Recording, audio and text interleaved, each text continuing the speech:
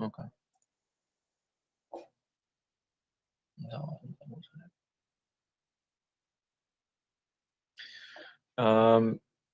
So the question is 900 horsepower or 670 kilowatts truck. This is the power of the truck with a 100 kilogram hydrogen.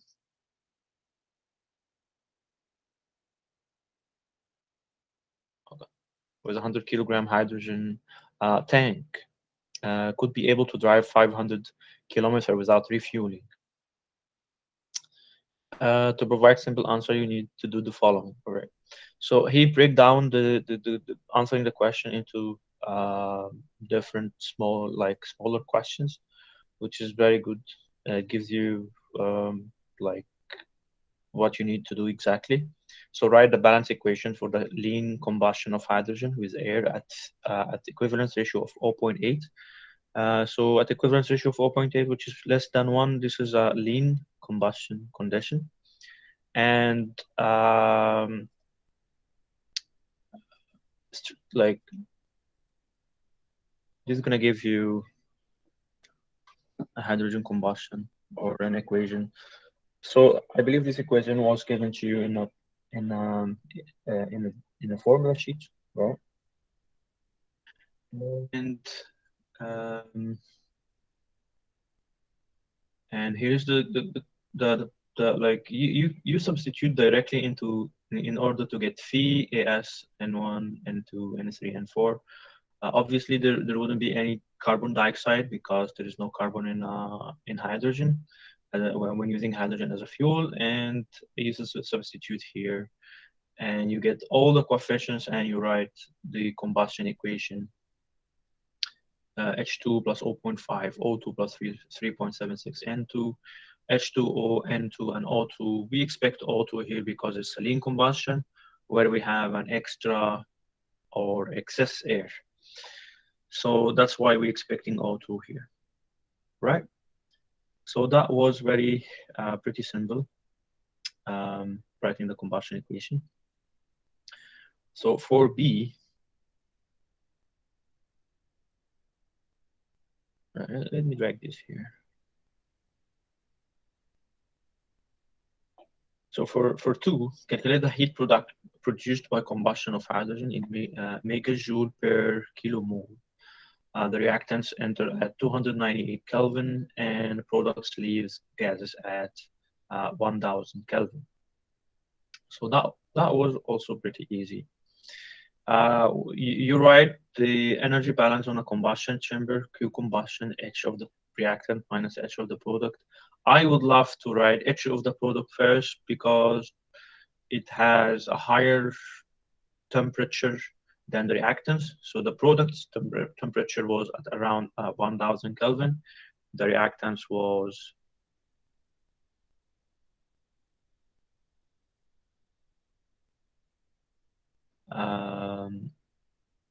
the reactant was at 298. So this is a mistake, 298 here, Kelvin. Let me highlight this. Did anyone else have Van?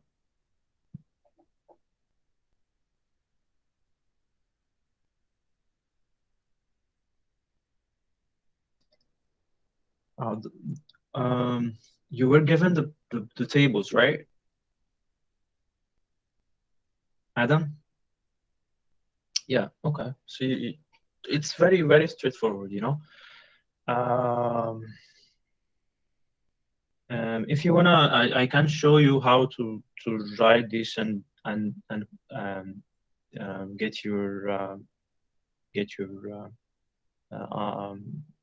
Q of combustion really quick. So I will write it for you, no problem. I will try to show it to you. It'll be very straightforward.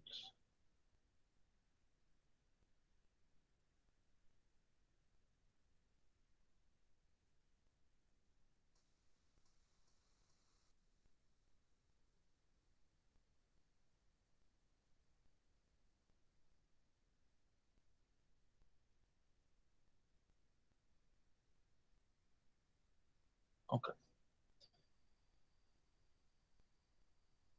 Combustion.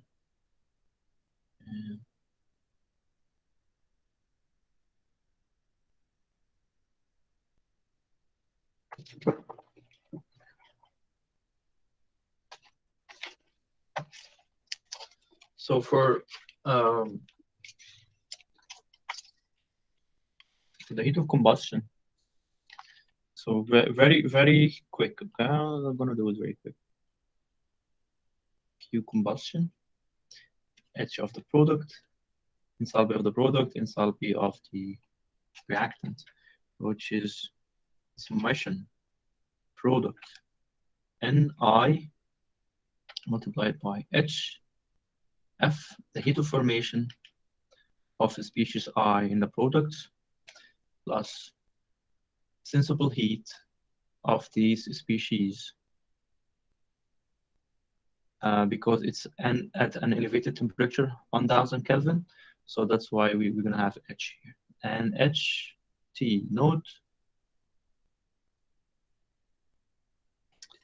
And this is HT.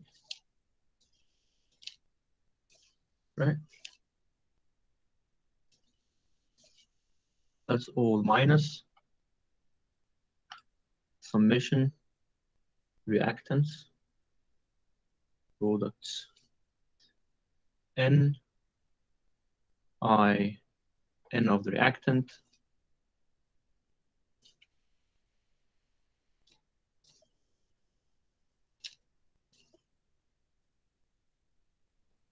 H formation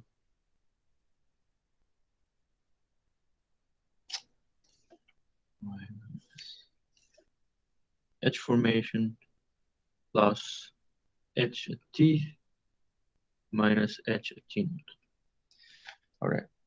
So the combustion equation was H2 plus 0.5 O2 plus 3.76 N2 give you H2O, 1 mole of H2O plus 2.35 N2 plus 0.125 O2. And from here, from this, so all the reactants are elements. So this is going to be cancelled out. We don't have any enthalpy in the reactants because all are elements at atmospheric temperature. Do you remember I leave you a note that any for all elements, H2 is an element, O2 is an element, N2 as well is an element. So so the heat of formation for the elements is equal to 0. Right? So heat of formation of hydrogen, oxygen, nitrogen, all is 0, right? And there is no sensible enthalpy because the reactants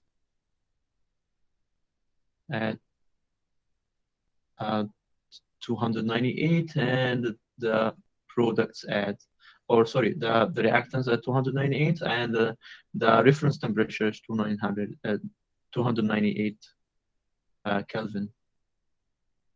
So this is going to be cancelled out of this, and the whole thing is going to be 0. So what we're going to left with is the H of the product. So for this one here, let's hold it here.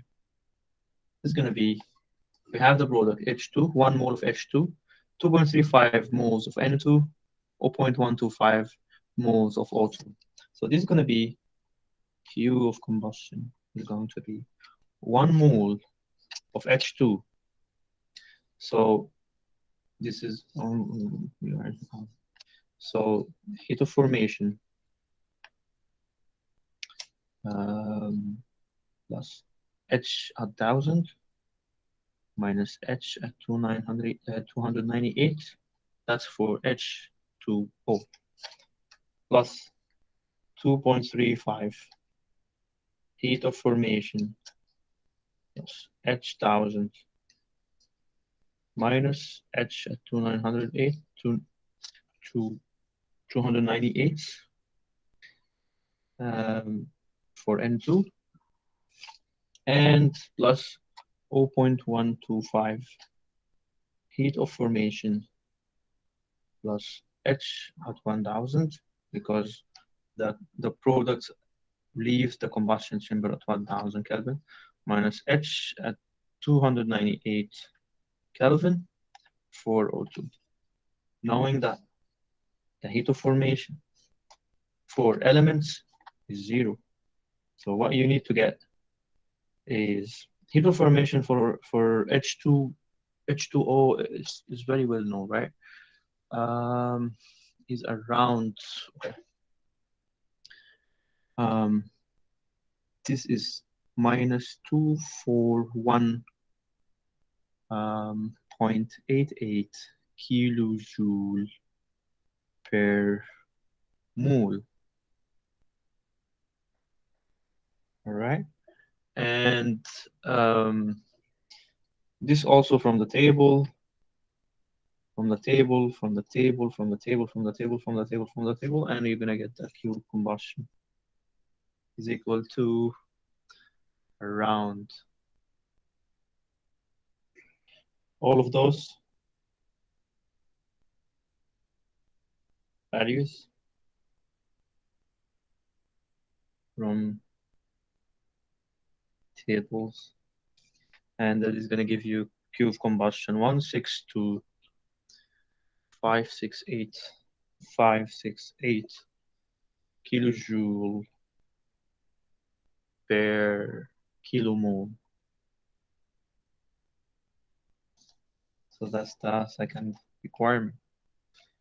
For the third requirement, it asks for the Q of combustion or the power of combustion. So he just wanted to convert this kilojoule per kilomole into kilojoule per kilogram, right? So what we need to do is we will need to divide by only the molecular weight, right? So I wanted, let's say, power of combustion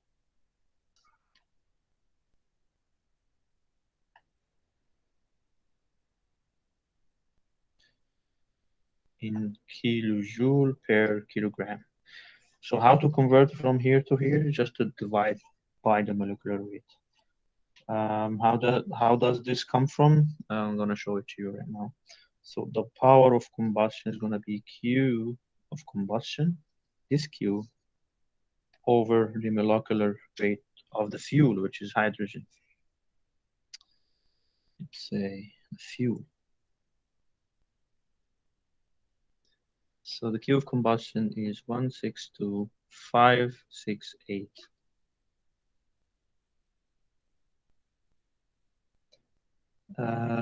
This is gonna kilojoule per kilo. That's kilojoule per kilomole, right?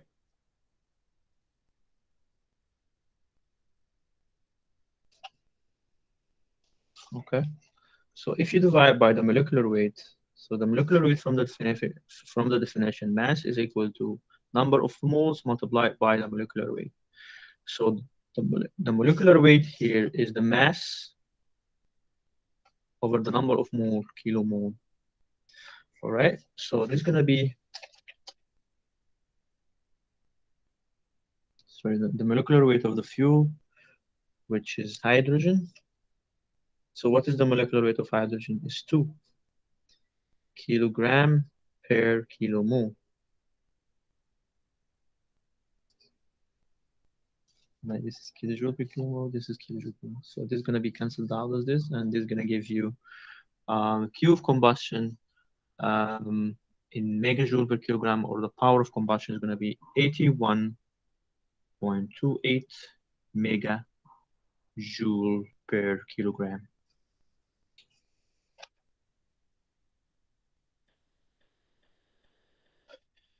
All right. So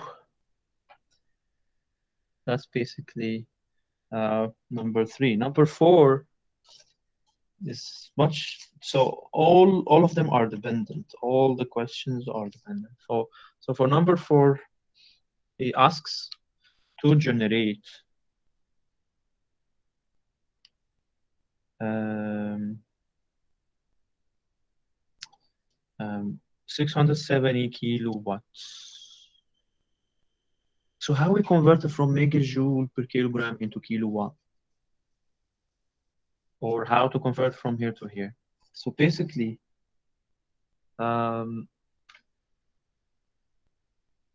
power. I just wanna. I didn't like to name this power. Let's, let's say Q of combustion. Let's say that this is a um, heat of combustion, but in a different um, units.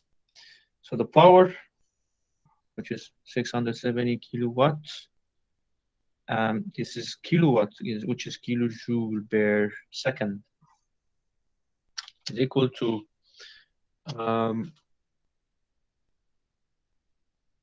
Q of combustion,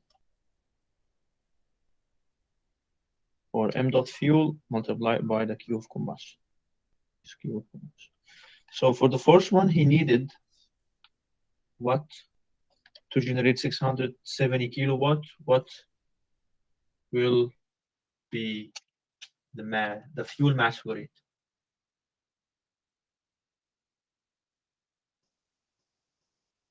You guys with me, right? Just wanna check. I'm not talking to myself. Um,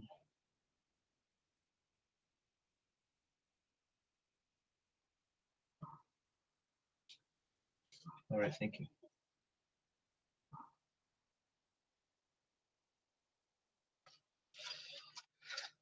Um, okay, so basically this is 670, and this Q of combustion is around 81. Sorry. So this Q of combustion is this one, which is 81.28 multiplied by 10 to the power 3 kilojoule per kilogram. This, and m dot fuel, you're going to find that m dot fuel is going to be 8.2 multiplied by 10 to the negative 3 kilogram per second. So if you put this there. So that's the mass flow rate of the fuel required to produce 670 kilowatts. For problem number 5, I'm not sure if that was easy or not. I said it was easy at the beginning, but I'm not sure right now. So for the last question, number 5, he asks for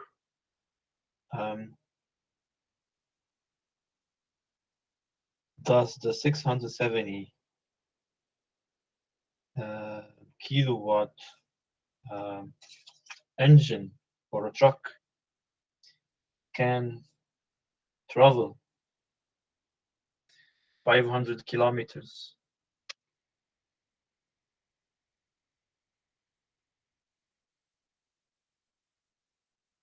at a speed of 100 kilometers per hour. So 100 kilometers per hour, in order to convert this into meter per second,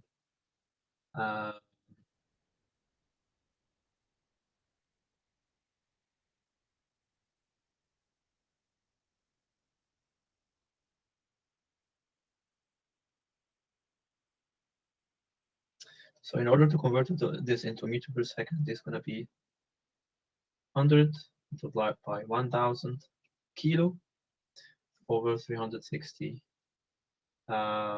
seconds. So, which is, I don't know the value exactly, but it's going to be 100 kilowatt per hour. It's going to be 27 meter per second. So we have a distance and we have a speed. We can get the time. Does the 600 can travel without refueling?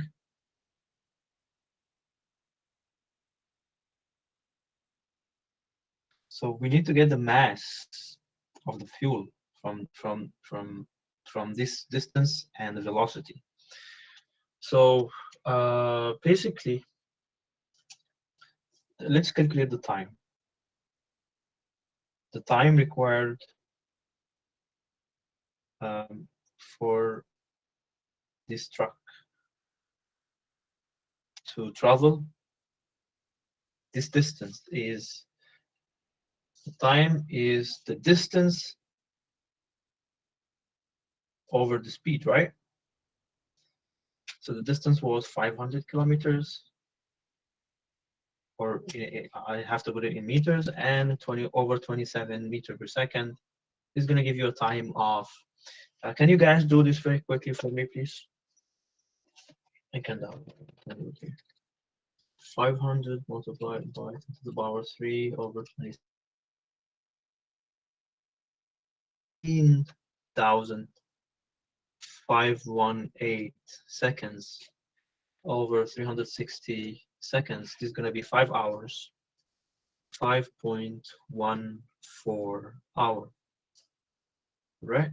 So, but I need it in seconds. So the mass, you see, is going to be equal to the mass for it. Mass of the fuel is going to be mass of. So the mass is equal to the mass flow rate multiplied by the time. So the mass flow rate was this one, 8.2 multiplied by 10 to the negative 3 multiplied by the time, which is 18,518. Is going to give you mass of around 8.2, 8.2, 10 to the negative 3, or 151.85 kilograms.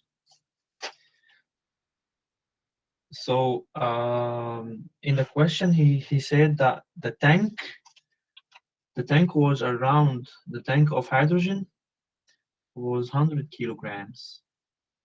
So in order to travel this distance, we need to refuel another half of the tank. So the answer for this question is the tank is not sufficient for the truck.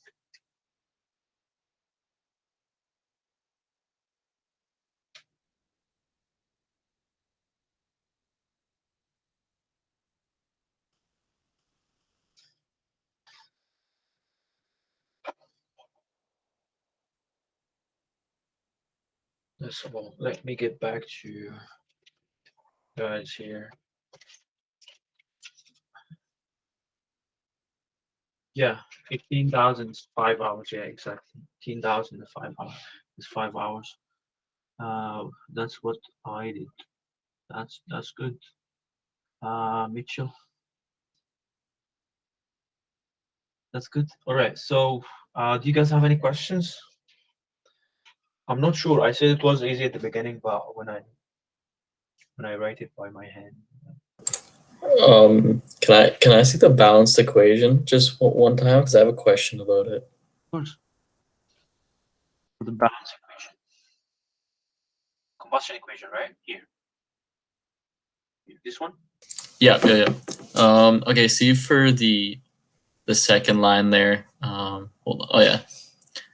Yeah. So for 0.5 in front of the for the moles of air, how come it's not divided by the equivalence ratio? Like, so usually in like in our formula sheet it says AS over that. Yeah, it has to be divided. Yeah, so AS is 0.5 and then 0.5 equivalence ratio is 0.8. Okay. That was another mistake. But then the problem is then it doesn't, like, if yeah, that's right. It doesn't balance that way, right? Because like, wouldn't you then get? Yeah, so I believe that was a problem. That was a mistake. All right. So because the the prof sent me this, and he asked me to check for the errors. And honestly, up till now, I didn't check for the errors, so I believe this is an error. Okay, I will get back to him, and I will ask him to revise this and send it back to me. So thank you very much for that. That's right. This has to be divided by, because CXH y, and we don't have C. All right, and for the stoichiometric is n plus m over 4. M is 2, which is h2 over 4, which is 0.5. This has to be divided by the equivalence ratio. That's correct. That's totally correct.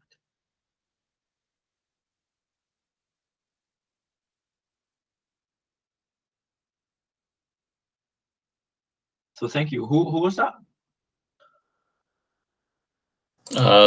Christopher? Me. All right, thank you. Yeah, no problem. Thank you very much. So I will get back to the prof and ask him to revise this and send it back to me before I mark the problem. But you guys understand the sequence of solution, right?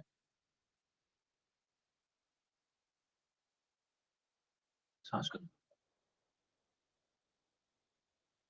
10 bonus, yeah. If I was the prof, I'm gonna give him 10 bonus. Yeah.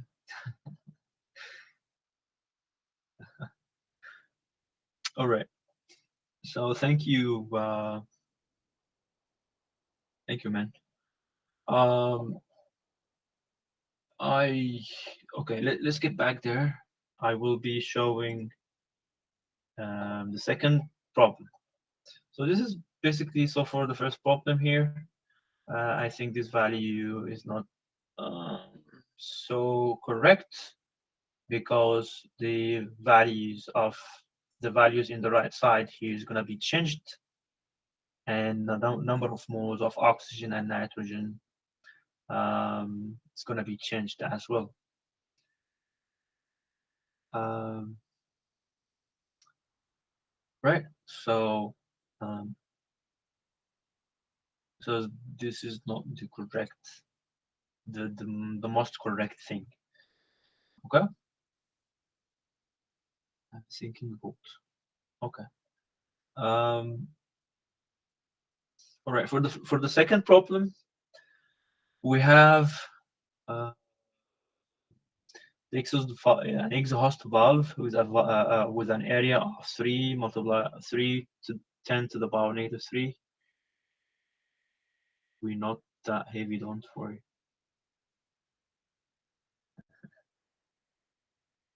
A discharging coefficient 0.62. The cylinder pressure temperature was 370 kilopascal and 1000 Kelvin. The exhaust system pressure is 110 kilopascal, which is there is a drop between the pressure and temperature in the cylinder.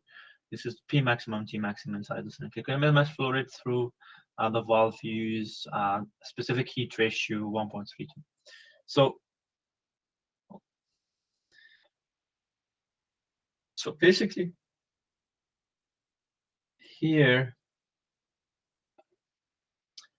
here is the given, the area of the valve, coefficient of discharge, T node, P node, P exit, and gamma. The first thing we need to do is to check the critical pressure ratio. So if that critical pressure ratio is lower than a certain value, which is 3.36, so the flow is chopped, and when the flow is chopped, we can use the critical mass flow rate equation of an orifice. So for that, we use the critical mass flow rate equation for an orifice, and direct substituting every single unknown here. Pressure, T node, gamma, RT. This is going to give you the speed of sound at this temperature, and we get the mass flow rate of 4.623. So this is only the solution. This is the only requirement and the solution for the number 2. I have also to double check the values. I haven't checked them up to now so far, but I will double check them. 1.8 for 5 for critical. Yeah, take care. This is the ratio, right? So this is the ratio. So the P critical might be this. So if uh, you divide this by 370, wait,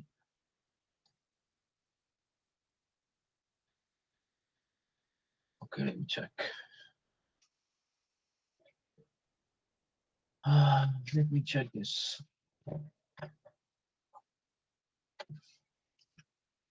1.32.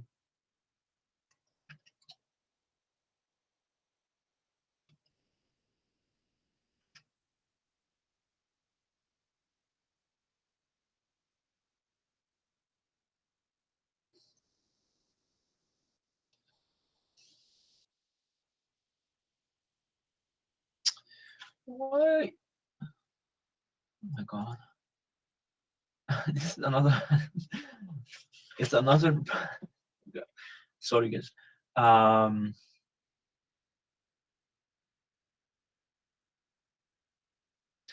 Okay, it's a full of error. All right, so I will. Yeah, that's correct. So this value has to be 1.8445. Okay. So the prof just sent it to me, and he asked me to check if there is any error. So probably I will get back to him and see. Also, I just didn't write it down. I found should flow, and maybe I'm gonna deduct maybe one mark out of this. I'm not gonna deduct more. I'm the one who's gonna um, mark the exam. So I'm not gonna deduct too much, right? So if you get this correct, I'm not gonna deduct too much. Just don't worry. That's good. All right, you guys, if you find any other mistake, just let me know, okay? So after this meeting, I'm gonna send it back to the prof and ask him for revisions. Okay. I think I will be. It is also an issue. All right. For the third, are you guys good with the second problem? If only we didn't have to type everything, and I have no verbal copy to compare. Okay. Uh,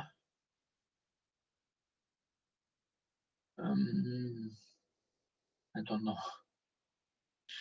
Like as I said, I'm not gonna deduct too much for this like small things, so don't worry about it. No, it's more of I was just commenting. We had to type everything in, so I don't have a paper copy with me to look at what I answered, so I can't remember my answers.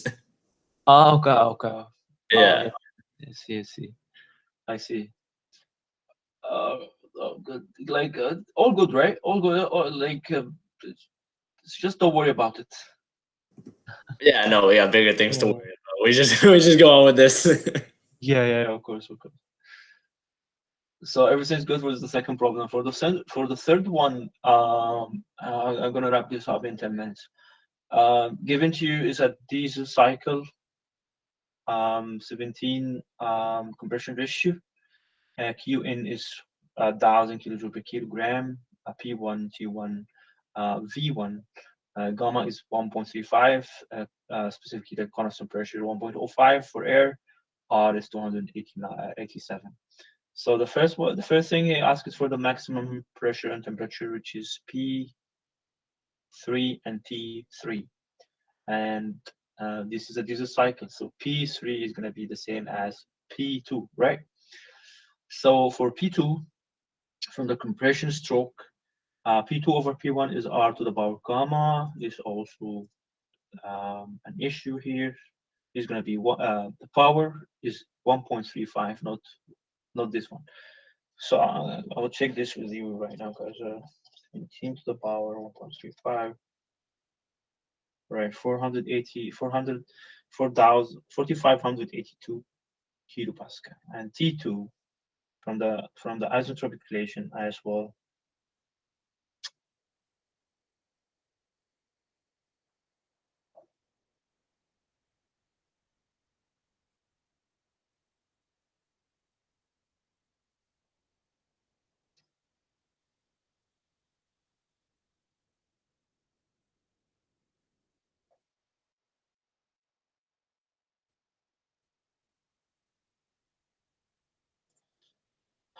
Uh,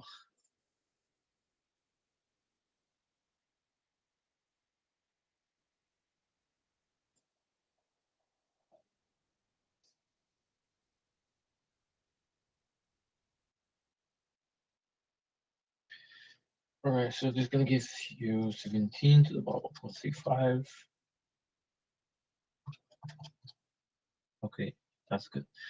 Q for the constant heat addition.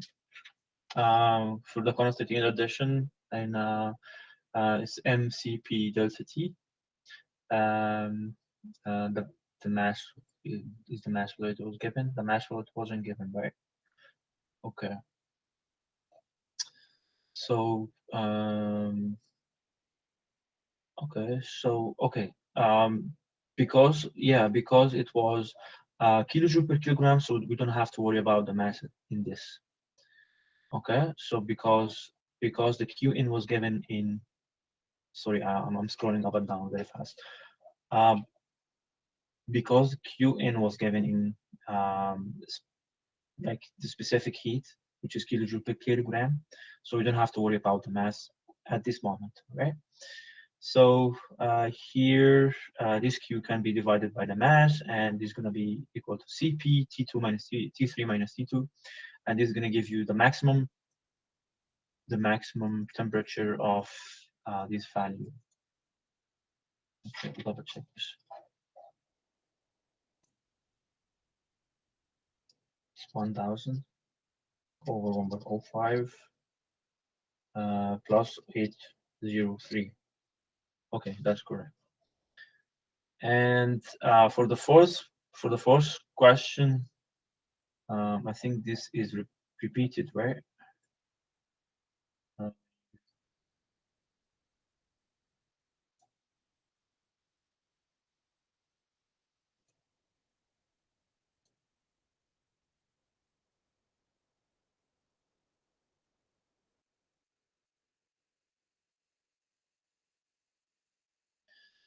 um,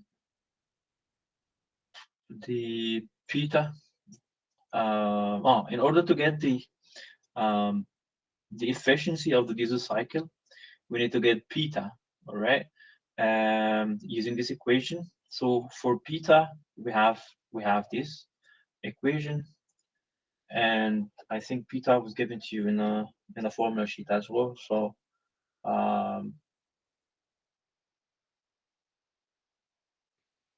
would you use T3 over T2?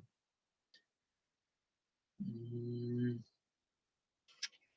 let me check. Let me check if I could use T2 over T3 over T2.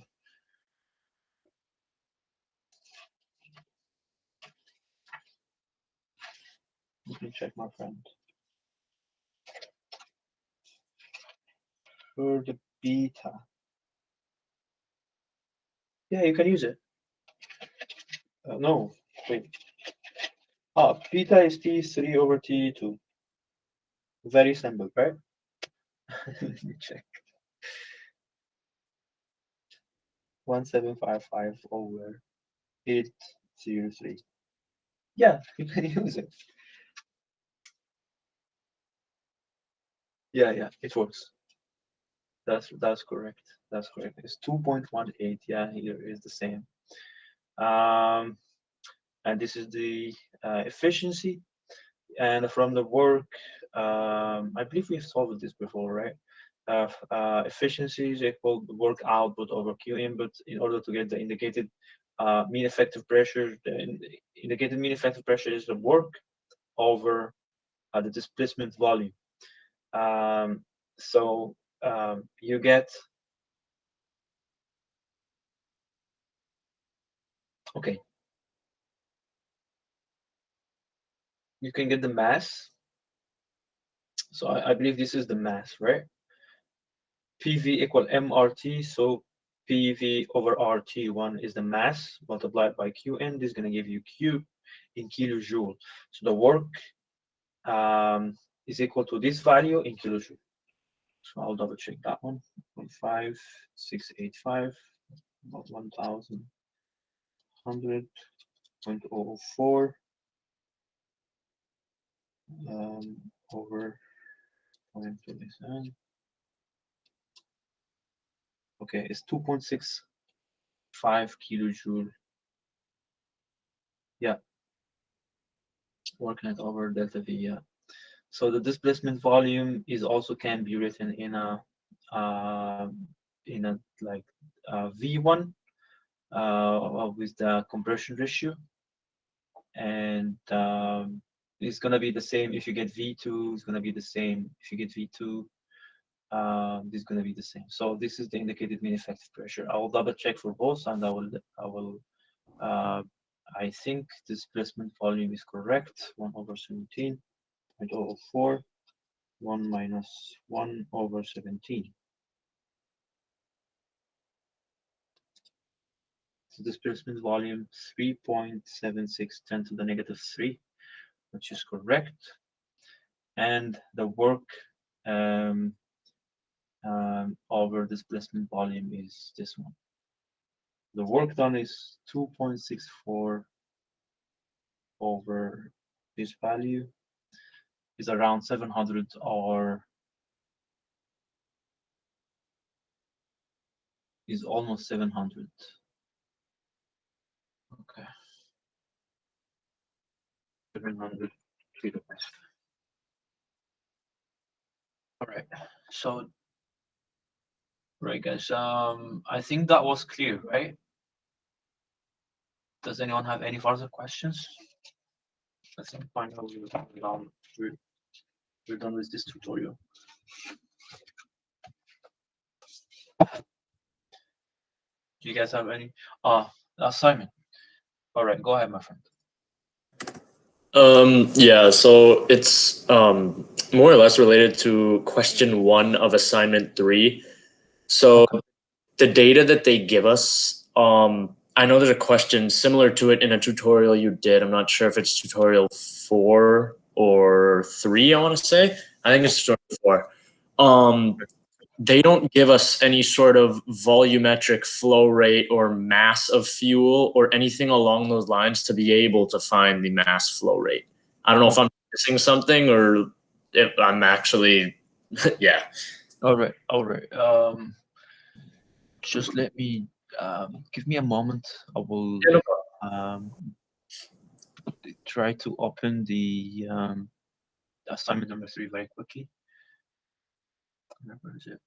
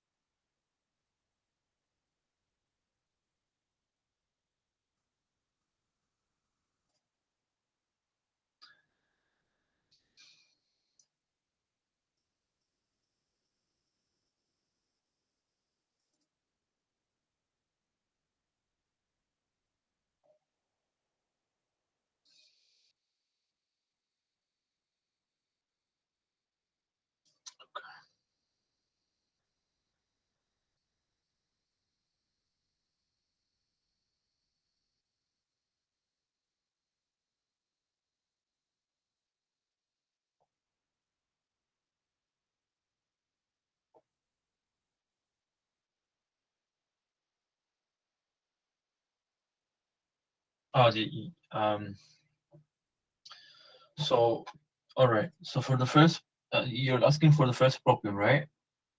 Yeah. Okay, so what was your question again? Say it again. Can you? For part A, it's relatively simple. You can find the density of air, no problem. Yep. For B, they ask us for the mass air flow rate, and they don't give us specific volume or anything along those lines to find it. So I'm either missing the. Okay, so you stuck with the mass flow rate of the mass flow rate, right? Yeah, So they don't give us that- engine speed. Okay, so he didn't give you the volumetric efficiency. He did, but we don't have the engine speed to be able to like cap off that whole. You don't have the engine speed. Let me check. Yeah. Um. Because if I'm not mistaken, engine speed is then part D to get that from the cross intersection on the superflow chart. All right. Wait. So for the engine speed is gonna be okay. Calculate the power. The brake. Calculate the brake power of the turbocharged engine. Um, 3 kilowatt. So he give you the okay. So he give you the brake power. 83 kilowatt. So you will be using the 5400 revolution per minute. How would we find that though? So the table's not like It wasn't given in the question. Yeah, that's the it main. wasn't given. Can you share No. Can you share the assignment, please? Can you share Yeah, Can you share your screen with the assignment, because I have it. I have it in my version here. I have it 5400. Okay. Let me share it with you. Yeah, because that was the major issue I've been having. And when I Yeah, go ahead. so this is the screen. This is the question one. Yeah. They don't give us 5400 anywhere. They give us this map, and part D is to identify the supercharger efficiency and rotational speed. So that's supposed to be the cross intersection between your pressure ratio and your mass flow rate. Yeah. We're not given any sort of engine RPM to be able to solve for that. Okay. Okay. Let me. Okay. Let me check that.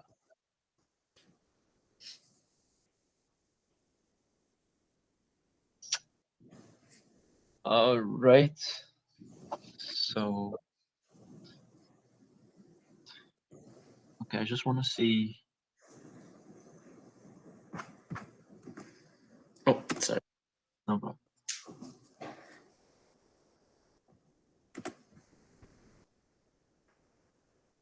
Okay, the volumetric efficiency is given to you 0.8,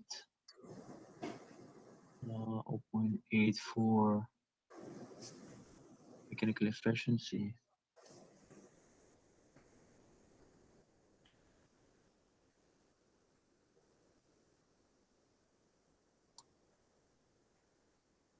So the engine speed has to be given to you. That's The what I engine speed figured. that you are going to use is the 5400 RPM. That's Okay. Okay, yeah. so it was not given in the question. No, it was not. It has to be given in a question, because the version I have, it has a table. It has a table with the whole givens. It has the Okay. bore, the stroke, the compression ratio, displacement volume, Oh, brake power, torque, gamma, and R. So that makes a lot more sense yeah, then. 54. Okay. You got to use it. So Okay. Perfect. okay. So do you have any other question for the I assignment? think people in the chat are just trying to confirm that's 5,400 revolutions per minute, correct? Yeah, revolutions per minute. Yeah, exactly. Okay. Okay. And I mean, I had a But question. don't forget to divide it by 60 and multiply and divide it by 2, because it's for a stroke Yeah. engine. Yeah, of course. I just for question 3, we had to find the adiabatic flame temperature for constant volume. How would that differ from the constant pressure? Because I know in the lecture he only shows examples for constant pressure. When I was looking online, it was using the specific heat constant and the ideal gas constant, but I'm not exactly sure how Right. that is. We're gonna call it so. Okay, so for the adiabatic flame temperature, can you share your Yeah. screen please again? For the adiabatic flame temperature, what you need to do is, so what kind of what kind of fuel you have? It's acetylene, and it's a lean mixture of 0.8. Very nice. So what you need to do here, okay, can I will try to write it for you right now. Yeah, Okay. perfect. Oh, okay, So, that sounds great. okay, one moment. Because the adiabatic flame temperature is has a specific thing, because the combustion chamber is adiabatic, so there is no heat of combustion coming out of the combustion chamber. All right, so all is accumulated, and we can assume that the Q of combustion is 0. And if you write Q of combustion is equal to 0, then the H of the product is going to be equal to the H of the reactant. The enthalpy of the product is going to be equal to enthalpy of the reactant. And you need to balance both sides. That's going to give you, this is going to be a very long story. If you want, I have it typed out. I could maybe share mine, and then you could kind of just. You can share it. You can share it. Or no? You did the H reactant equal to H products, right? Yeah, I did all. Yeah, that's a correct answer. Can you share your screen thing? Stop sharing right now.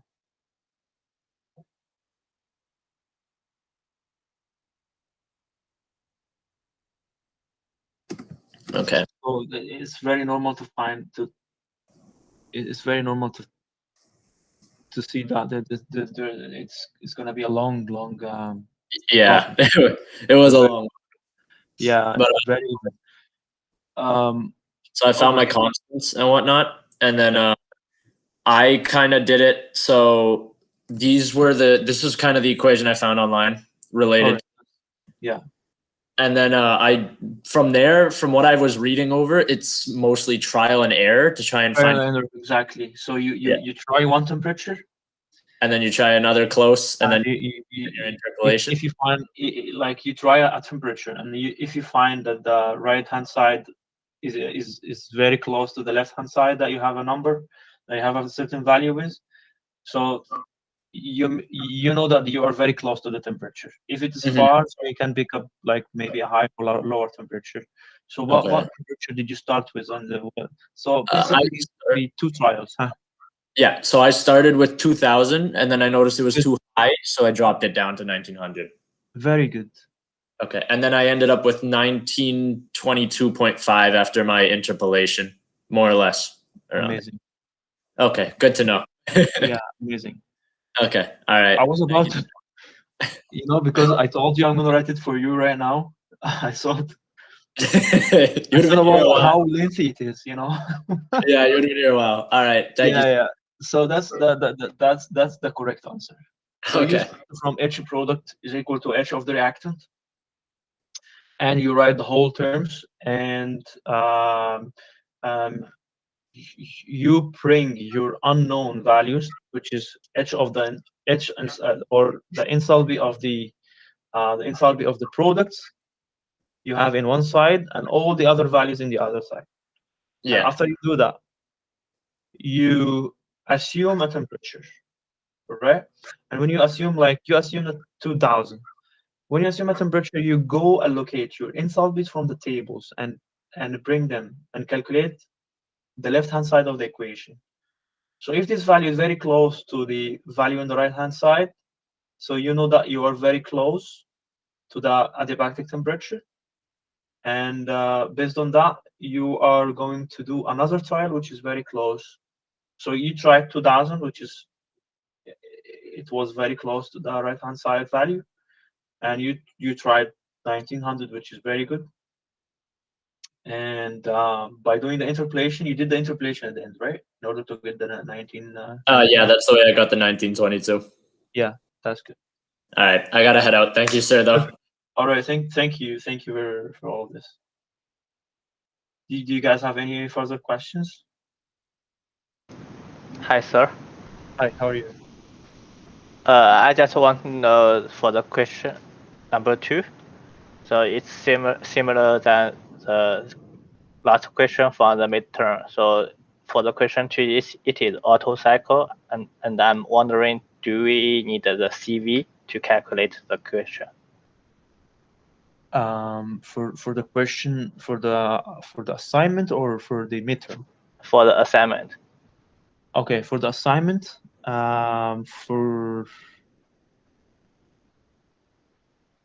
so say the question again. I'm sorry. Say the question again for the assignment.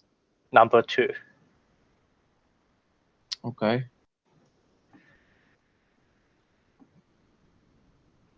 For question number 2, okay, let me, all right, because do you have the assignment with you right now? Because I don't have it with me right now. Yes. Yeah, can you share your screen, please?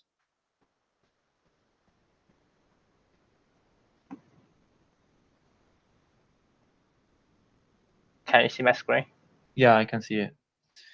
So it's an ideal auto cycle, has a conversion ratio of this, and this. CP is this, gamma is 1.35.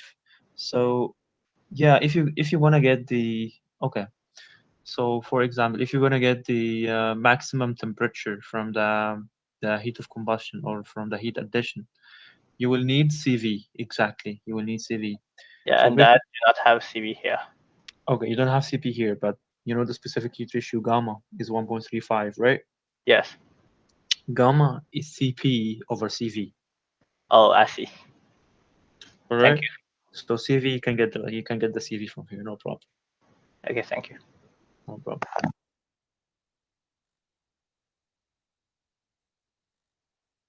Any further questions?